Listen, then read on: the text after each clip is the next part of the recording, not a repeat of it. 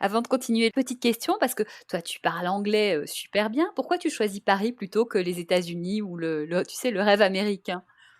Eh ben, ça m'a un peu choisi déjà parce que le hasard, je suis venue à Paris et les portes se sont vraiment ouvertes ici. Et ensuite, j'avais quand même fait une tentative d'aller à New York. Donc, j'ai passé quelques mois là-bas, T'avais quel âge? juste avant de rencontrer David, donc 25, 26 peut-être. Et j'ai passé des mois et des mois et je me suis sentie écrasée. Ça correspondait pas à mon caractère. Il y avait quelque chose de très compétitif dans la manière de faire les métiers artistiques. Et moi, ce que j'aimais à Paris, c'est qu'on pouvait planer, qu'il y avait un savoir-vivre, on prenait le temps. Et je pense que déjà à l'époque, j'avais besoin de prendre le temps, de rencontrer les gens, de plonger, voilà, comme j'ai fait sur Night Songs, comme j'avais fait sur le premier album, et de pas être dans un but de résultat. Et, et quand je suis partie aux États-Unis, j'ai senti ce truc de plan de carrière, il fallait avoir un plan de carrière, il fallait y aller, il fallait Hmm. avec beaucoup de schémas aussi de il faut faire comme ci, il faut faire comme ça et ça m'a vraiment je me suis sentie écrasée par ce il faut faire ci, il faut faire ça et par cette dimension. Ouais. Et encore une fois, j'ai senti comme si on était tous là à essayer de courir après quelque chose dans la même ville au lieu de créer une histoire unique. Je pense que c'est ce que j'aime dans l'art en fait en général, c'est que c'est de sortir de ce truc d'unification des choses et que tu peux venir d'un petit village, d'un trou et de faire un truc que personne n'a fait, d'improbable, de tout d'un coup parce qu'il s'est passé quelque chose de fort et de sincère et d'original, j'en sais pas quoi, et ben tout d'un coup ça crée le miracle. Ouais, toi, tu veux être guidé par la vérité de cet art, la liberté aussi, et surtout pas d'obligation de résultat, quoi. C'est vraiment dans la sincérité des choses. Oui, peut-être c'est une question de caractère aussi. Je sais que je suis quelqu'un de très intuitif, mais par contre, je suis incapable d'expliquer pourquoi c'est par là et pas par là. Voilà. Bon, en tout cas, David et toi, vous avez bien fait de suivre votre instinct et de travailler ensemble, puisque cet album, Yael Naïm, qui est sorti en 2007, il y a eu énormément de succès. Victoire de la musique en 2008 pour le meilleur album de musique du monde. C'est pas rien. Vous avez tourné, je crois, plus de 200 concerts dans le monde. Enfin, c'est incroyable. Comment vous avez vécu ce succès-là? Bien, c'est-à-dire que c'était incroyable parce que on sortait de 2 ans et demi, de rien, de pas d'argent, on finit par avoir un label indépendant et se dire bah super, ça va au moins sortir. Et très très peu de temps après, on se retrouve, je sais pas pourquoi, jouer dans une radio à Los Angeles et comment dire, et cette pub qui nous appelle. Et 2 semaines plus tard, on est partout sur les iTunes du monde entier. Et une semaine plus tard, alors qu'on est encore dans mon petit appart, on n'a rien fait encore, on n'a même pas commencé à tourner. L'album est même pas sorti en physique, qu'on est numéro 1 dans le monde entier au bout d'une semaine. Donc c'était complètement fou. C'est un coup de chance énorme d'être choisi pour MacBook Air pour faire la pub et de devenir comme ça, d'être projeté comme ça. C'est un coup de chance énorme. Ouais, je pense que là, ça dépasse la chance. Là, c'est vraiment une genre de leçon de vie de ce que l'énergie qu'on met peut donner. Je saurais pas expliquer ça, mais je sais que l'invisible existe. Les scientifiques parlent beaucoup maintenant et commencent à faire des recherches par rapport à ça. Donc, le monde invisible qu'on ne maîtrise pas, mais en tout cas, il est bien présent parfois. Ça veut dire que pour toi, c'est comme si l'univers te disait ce que tu fais est juste et pour te le prouver, je t'encourage. Et ce cadeau-là, c'est pour te dire de continuer d'aller dans ce sens-là. Je sais même pas si c'est un cadeau comme une possible conséquence. C'est-à-dire que quand on se met plus d'obstacles, mais pas de but, ça veut dire que la route, elle est ouverte. Parce que quand on fantasme un chemin, eh ben, ça veut dire qu'on ferme d'autres options. Donc, je parle vraiment dans notre cerveau, dans les possibles. Ça veut dire que tout est ouvert et tout est possible. Donc, à partir de ce moment-là où on n'a pas d'attente et pas de peur non plus, ou juste une forme de plaisir et de laisser aller dans le moment présent. Je sais pas, comme si on s'aligne avec une vague ou une fréquence ou un truc Mhm. qui est sans limite. Donc sans limite, ça veut dire sans limite. Il aurait pu ne rien se passer aussi et ça aurait été merveilleux. Mais il peut Mhm. se passer aussi des trucs dingues. C'est-à-dire qu'il y a pas, il y a plus de limite. L'idée, c'est de suivre le flow sans trop projeter pour éviter de se fermer des portes, sans vouloir, comme on disait, rentabiliser et être juste dans ce qu'on a besoin d'exprimer, y aller à fond. Et les choses pour toi, si c'est juste, ben ça ne peut que s'ouvrir, c'est ça? Si c'est juste, ça ne peut que être juste, en fait, et ça ne dépend pas de si ça va marcher ou pas. Après, j'ai fait 2 albums qui n'ont pas eu ce résultat incroyable et pourtant Mmh. c'était magnifique. C'est-à-dire je l'ai vécu, j'ai fait la musique que j'aime, je suis indépendante, je fais la musique de mes journées et je suis heureuse. Donc là, il y a une histoire visible, mais dans d'autres cas, j'ai fait des projets qui m'ont réjoui autant et qui ont été moins visibles. Ça change pas. Je veux dire qu'on ait un résultat de dingue ou qu'on ait très peu de résultats visibles, on est dans un truc, on vit un bonheur qui est quotidien, qui est comme Mmh. avoir le soleil qui touche ta peau, qui est simple et qui est là et qui est Ouais, présent. le but, c'est pas le succès à tout prix, mais c'est être heureux en faisant ce qu'on aime, quoi. Oui, donc on se sent à sa place, tout simplement. Mmh. Alors, tu dis que les autres albums n'ont pas eu autant de succès. Bon, ça a quand même plutôt pas mal marché, hein. Tu as aussi de nouveau été artiste féminine de l'année aux Victoires de la musique en 2011, 2016. De l'extérieur, en tout cas, on a l'impression que ça a été plutôt pas mal. C'était quoi les difficultés sur les albums suivants, du coup? Sur les albums d'après, c'était la plupart du temps vraiment du bonheur. Par contre, effectivement, la difficulté qui s'est rajoutée au jeu, c'était de pas tomber dans le piège d'essayer de vouloir refaire ce qui s'est passé avec New Soul, en essayant de faire un tube ou je sais pas quoi. Voilà, c'était tout ce que je voulais pas. Donc voilà, on a fait un deuxième, un troisième album. Effectivement, c'était merveilleux d'avoir des récompenses, une victoire de la musique, de trouver une famille musicale et de sentir qu'on a une place, qu'on est indépendant et qu'on peut vivre de ce qu'on aime tout en ayant le temps aussi d'avoir une famille. Donc c'est ça qui est important à la fin. Donc finalement, c'est pas forcément des périodes difficiles, c'est un chemin voilà, que tu traces en suivant tes envies et ton destin, quoi. Voilà. Et peut-être, on va dire, en fait, c'est qu'on essaie de créer un changement souvent qu'il y a peut-être certaines difficultés qui arrivent.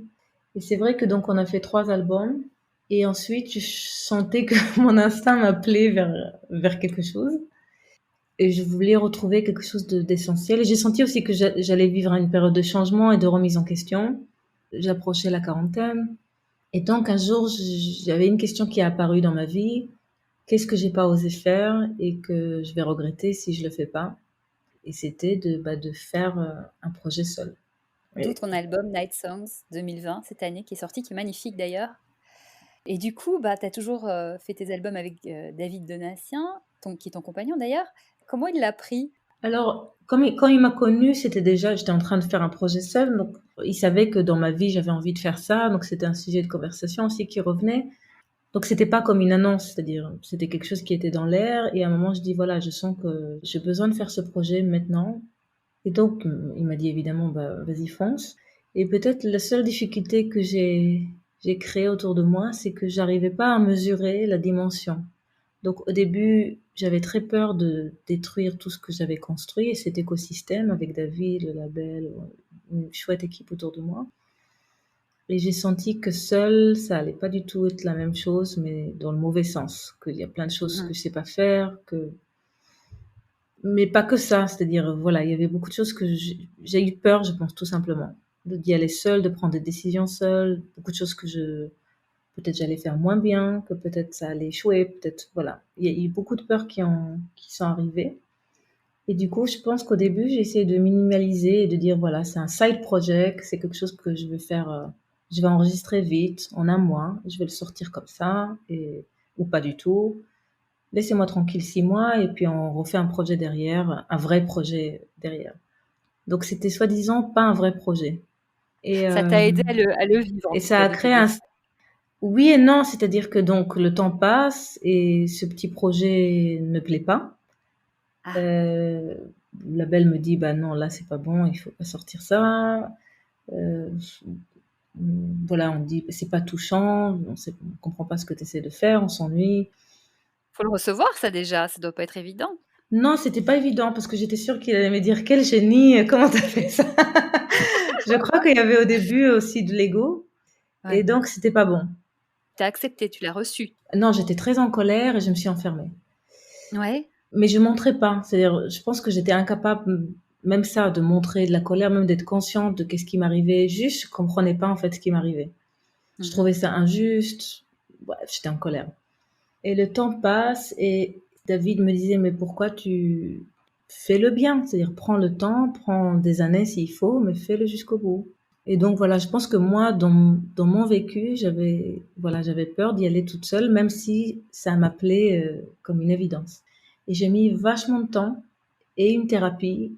Et en plein milieu de tout ça aussi, une grossesse, la perte de mon père, c'était un sacré bordel, c'est Ah 40 là ans. là. Mmh. J'étais pas bien pendant très longtemps. Je sais pas, j'ai senti que tout était en train de se défaire. Et tout Ouais. était en train de se défaire, hein, effectivement. Et donc, je me suis dit, bon, je comprends pas ce qui m'arrive. Je sens que je tourne en rond et que ça tourne en rond et que je suis seule en plein mer et que je prends pas une direction. Et donc, si je continue comme ça, je vais me fatiguer, le bateau, il va se noyer, ça va pas être bon. Mmh. Et donc, j'ai commencé une thérapie. Et je pense qu'il y a des choses qui ont guéri petit à petit, qui se sont apaisées. Et petit à petit, à partir de cet apaisement-là, j'ai réussi à comprendre et à me laisser aller, en fait, juste à me laisser aller dans ce projet et à prendre plaisir et on dirait que c'est arrivé à une forme de maturité, comme une grossesse, voilà. Il n'y a pas besoin de faire quoi que ce soit, juste de laisser le truc pousser dans l'obscurité. Et dans ce silence et dans cette obscurité, quelque chose a mûri. Et un jour, les bons mots sont venus et la musique a mûri. Voilà, donc il y a une forme de paix qui s'est installée et petit à petit, mon entourage professionnel aussi a dû le ressentir et David l'a ressenti et puis ça a poussé petit à petit comme ça. C'est aussi une sorte de lâcher prise, c'est-à-dire qu'à un moment, bah, les peurs sont un peu éloignées et tu t'es reconnecté aussi au plaisir de faire les choses, pour les faire, en fait? Oui, oui, et c'est-à-dire que je pense qu'un jour aussi, j'ai réussi à avouer, en discutant même pas de ça forcément, mais en gardant le lien avec Pierre, qui est mon manager, avec Vincent, qui est le patron du label, avec David, évidemment. Et un jour, j'ai réussi à avouer que j'arriverais pas à détourner ce projet. Ce truc-là, je Mmh. dois le faire, peu importe comment. Mais ce truc-là, je suis en plein dedans et je vais le faire jusqu'au bout. Mmh, mmh mh. Donc ça a été 2 ans assez bousculants pour toi. Maintenant que le projet est sorti, qu'en plus vraiment c'est, une très belle réussite, quel regard tu portes sur cette période, assez particulière? En fait, c'est très bizarre parce que j'avais pressenti un peu tout ça. C'est-à-dire que je parle en termes d'albums et c'est vraiment en termes de chapitres de vie. Donc les albums, ils accompagnent des chapitres de vie. Mais donc dans le premier chapitre de vie, avant que j'ai rencontré David, j'ai vécu une genre de transition très forte avec beaucoup, beaucoup de ruptures. Et pendant ces transitions-là, bah, j'ai découvert par exemple le Vipassana, la méditation, et c'est quelque chose qui m'a beaucoup aidé ensuite. Et après, il y avait genre de 20 ans ou 15 ans de vagues qui montaient et de trucs merveilleux qui s'est passé, qui est tout ce qui est un peu connu et reconnu. Et je m'en doutais. Enfin, je me suis dit, la vie, c'est des cycles et c'est des vagues. On peut pas rester en haut de la vague tout le temps. À un Ah moment, oui, le cycle, il va amener un changement. Par contre, quand on se prend la vague et qu'on se retrouve sous l'eau et qu'on perd les repères et qu'on sait plus de quel côté s'en sortir, et ben ça donne toujours pas envie. C'est-à-dire, on a beau à se préparer, à se dire attention, ça vient, je sens que ça vient, on peut toujours pas prévenir à quel point ça va secouer. ouais. Et maintenant, avec le recul, bon, c'est facile parce que je sens que j'ai réussi à sortir la tête de l'eau. Donc, c'est plus facile de regarder cette période et de dire waouh, je l'ai traversée. Ça t'a apporté quoi personnellement? J'ai l'impression que tout ça, c'est pour l'apprentissage, en fait. Et que l'apprentissage, c'est pas toujours agréable, pas toujours facile, et on a la flemme, et que du coup, il faut un truc qui secoue pour qu'on dépasse cette zone de confortable, on va dire, et qu'on aille apprendre des trucs sur la vie, sur nos émotions, sur... Donc ça m'a tout appris de moi-même, en fait. Je m'en doutais absolument pas que tous ces zones d'ombre ou tous ces zones inconnues existaient. Ça renforce aussi. Oui, complètement. Parce que on a moins peur de soi après. Alors qu'avant, on se cache un peu. Et maintenant, j'ai envie d'y aller là où ça fait peur, hein, contrairement à avant où j'essaie d'éviter. Mais ça, c'est super ce que tu dis parce que les peurs, c'est vraiment quelque chose qui, chacun sur son chemin, artistiquement ou pas, ça nous empêche de faire des choses et tu prouves qu'en les traversant, en essayant de comprendre, en prenant le temps qu'il faut, ça vaut vraiment la peine parce que derrière, on comprend que finalement derrière chaque peur, il y a beaucoup de choses à apprendre et ça nous fait grandir. Mais bon, faut y aller, quoi. Oui, oui, il faut y aller, c'est sûr. Tu as parlé aussi, tu as évoqué le fait que tu es maman de 2 petites filles. Oui. Ça a changé quoi dans ta vie, le fait d'être mère en tant qu'artiste, et même dans ta vie? Ça a changé l'emploi du temps déjà. C'est clair. C'est encore une fois, c'est sur le même sujet, mais ça touche les émotions les plus fondamentales. Moi, j'avais très peur d'être maman aussi, parce que j'avais l'impression qu'il fallait soit être maman, soit être artiste. J'ai dû pas avoir beaucoup d'exemples d'artistes féminines fortes qui ont réussi aussi à être mères. Donc, par manque d'exemples positifs, bah, j'avais cette impression qu'il fallait sacrifier quelque chose. Plus tard, j'ai fait des rencontres avec des merveilleuses femmes qui m'ont montré que non, qu'on peut tout faire, mais je savais que quand on devient mère, on devient autre chose, autre chose et on ne sait pas ce que ce truc va être. Donc on est face à l'inconnu total de la même, presque de la même manière qu'on est, voilà, la mort c'est une forme d'inconnu et la naissance, je trouve que c'est une forme d'inconnu aussi. Mmh. On ne sait pas comment on va le vivre, on ne sait pas quel être humain on va rencontrer, on ne sait pas du tout quel type de mère, quelles émotions on va rencontrer. C'est effrayant, en quelque sorte. Et donc c'était incroyable de. Moi, j'ai adoré découvrir toute cette palette d'émotions qui se présente quand on devient parent et la force de cet amour. C'est comme si c'est un, je sais pas comment dire. Bah, ça change un peu tout, en fait. Voilà. Ça change comment nous on est, ça change notre personnalité, ça change l'amour qu'on était capable de donner et de recevoir, ça change les priorités, ça change un peu Mmh. tout. C'est marrant parce qu'on se rend compte que tu as quand même un monde intérieur très, très riche. Tu te poses des questions que, bon, les gens se posent pas forcément. Il y a des gens, ils font des enfants, ils font des enfants. Toi, tu t'es posé, mais vraiment, apparemment, 1001 questions sur le fait d'être mère et qu'est-ce que ça va changer. Enfin, tu réfléchis beaucoup. Tu es quelqu'un de très, aussi dans tes pensées. Oui, peut-être un peu trop. Mais, je sais pas si c'est pas une réflexion intellectuelle, c'est des trucs que maintenant on parle, donc je peux l'expliquer, et puis avec le recul, on arrive à expliquer. Mais quand on le vit, on est juste, des fois comme des cons à pleurer, on comprend pas pourquoi, ou à avoir telle réaction et on sait pas pourquoi, ou à réagir par tel schéma parce c'est plus facile de parler après qu'avant. Oui, je comprends. Justement, quand tu repenses à la petite fille que tu étais, qui avait tous ses rêves, quand on voit quand même le beau chemin que tu as parcouru, tu te dis quoi? Par moments, je me dis vraiment bravo, super, tu as vécu ta vie comme tu sentais que tu voulais la vivre. Et par d'autres moments, je me suis dit, tu es en train de rater et tu t'éloignes de. Donc ça dépend des moments de vie. Et par rapport à la petite fille, juste, je lui fais un petit câlin, je lui dis bravo et calme-toi, ça va bien se passer. Elle a encore des peurs, cette petite fille? Oui, on a toujours des trucs à faire évoluer de toute façon. On n'est jamais fini. C'est quoi de tout ton parcours le moment le plus intense et formidable de ce parcours d'artiste? Il y en a eu plein quand même. C'est-à-dire, il y en a eu artistiquement qui ont été dingues, comme faire un duo avec Brad Meldo, comme il y a un projet qui est pas sorti, qu'on n'a pas fini, mais aller en Inde et enregistrer des chansons avec un des dieux de la musique Bollywood qui est encore vivant. C'était des expériences tellement déroutantes. Et Pierre Elal, il a fait plus Mhm. que 600 films. Je suis une fan absolue de ce compositeur et voilà. Donc on a eu la chance de le connaître, de travailler avec lui en studio. Et c'est une autre planète. Donc la découverte de cette planète, ça a été fou. Mais par contre, de tous les moments, on va dire les plus alignés, les plus fous, au niveau de sensation et de découverte de tout, de vie, et c'était effectivement ces 2 ans où je travaillais avec David dans l'appart et on n'avait rien. C'était une sensation de liberté absolue. J'ai adoré cette période. Mmh. Et justement, le moment le plus compliqué, le plus dur de toute ce chemin? Il y en a eu plusieurs, mais effectivement, les 2 périodes de transition et de sensation d'échec n'ont pas été faciles. Et peut-être la dernière encore plus, parce que déjà c'est la dernière. Et en plus parce que j'avais l'impression de détruire quelque chose de beau et de ne pas pouvoir faire autrement. Et donc, c'était effrayant de sentir que j'étais en train de gâcher et de ne pas comprendre pourquoi. Alors que ça a été très constructeur et ça t'a apporté beaucoup de choses finalement. Finalement. Ouais.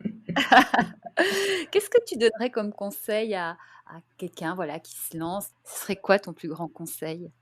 C'est très difficile parce que ça dépend tellement du caractère de chacun. On n'a jamais le même parcours, donc mon conseil, peut-être quelqu'un va l'appliquer et ça va être horrible. Donc je ne sais Oui, mais rien. par rapport à toi, par rapport à ce que toi tu as compris, ce que tu as vécu. En fait, j'ai l'impression que c'est chouette de pouvoir se débrouiller avec ce qu'on a, pas avec ce qu'on n'a pas. Donc, en fait, avec les contraintes, de faire le maximum qu'on peut, petit à petit. C'est comme une construction. Donc, on peut pas d'un coup, par exemple, j'ai beaucoup de gens autour de moi qui n'ont pas pu libérer du temps pour commencer ou pour faire un changement professionnel. Ils ont dû faire une transition très lente. Et en attendant, garder un autre travail. Et en attendant, donc c'est très difficile et délicat de donner un conseil de quoi faire parce que on n'a pas tous les mêmes contraintes dans les mêmes moments de vie. J'aurais peut-être juste dit d'essayer de libérer un temps quotidien presque, même un quart d'heure, avec ce qu'on peut en fait. Chacun à son échelle pour se nourrir soi-même, même à rien faire en fait. Juste d'avoir un rendez-vous avec soi-même où on peut se ressourcer. Et à partir de ces moments-là, donc je ne sais pas s'il faut méditer, marcher, glander, lire, chacun est ce qu'il est, mais un moment qui est un moment qu'on jette à la poubelle, qui n'est pas un moment rentable, qui n'est pas un moment où on travaille, où on s'occupe. Ou... Dans ces moments-là, il y a des choses qui naissent. Et il y a une voix intérieure qu'on commence à entendre, et cette voix intérieure, elle nous guide, et elle nous dit quoi faire à la fin. Ça, c'est très intéressant parce qu'on est dans une société où on court tout le temps, il faut toujours faire, faire, faire, faire, et puis on oublie finalement de se reconnecter à soi. Et comme tu dis, en se reconnectant à soi, va sortir les messages de notre âme, de notre cœur, de notre être qui vont sans doute nous guider. Oui, on va avoir comme des coups d'inspiration qui vont nous éclaircir petit à petit.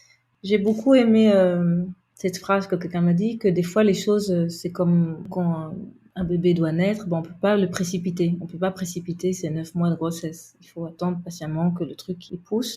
Donc juste bien avoir ces petits rendez-vous avec soi-même et faire avec ce qu'on a et pas avec ce qu'on n'a pas.